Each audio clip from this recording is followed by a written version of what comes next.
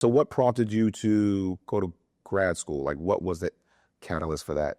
Part of it was the great financial crisis, Okay. the crash. The other part of it was for me, at that point, I did residential sales, property management, and finance. Right. I didn't want to get into construction. I didn't know enough to get into development at that time. Right.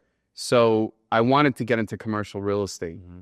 So there wasn't a path that I could identify at the time other than going to grad school. That was part of the trade-off. But the other item, not trade-off, but the target. The other item was that I wanted to continue learning. I was always big on education, and I wanted to continue learning. And I knew that I really enjoyed real estate. I knew that I didn't enjoy writing 20-page papers or 40-page papers, unless it was about real estate. Right. So I found a program at Georgetown University that was a focused master's degree in real estate, where you didn't have to take any other, business courses or anything else. Right. Okay. Shout out to Georgetown. Shout out to Georgetown. Shout out to Georgetown. So you're a proud alum of Georgetown University. What was your experience like at that university? Georgetown was great. Socially, I fit in really well.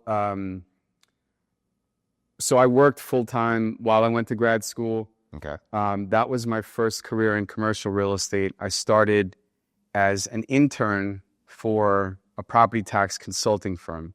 Okay. The predecessor to Ryan Property Tax, which at that time was Thomson Reuters. Okay. And so I started at Thomson Reuters as an intern while I was applying to get into grad school. Anybody want to shout out from your grad school experience at Georgetown? Were you active participant? Were you competing or head of this, leader of that? Like, what was your experience at GU? Yeah, so Chuck Schulke was the dean. Shout out to Chuck Schulke. He's an awesome guy. I still talk to him today. We had breakfast a couple months ago.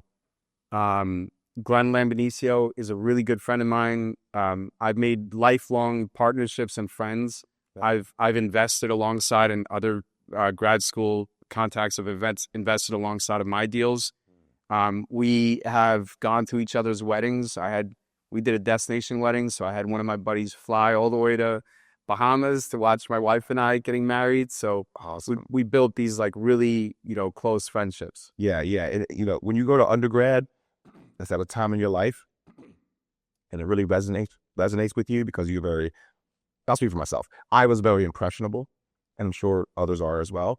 And that sticks with you and stays with you, and everybody's super diehard, proud alums of their undergrads.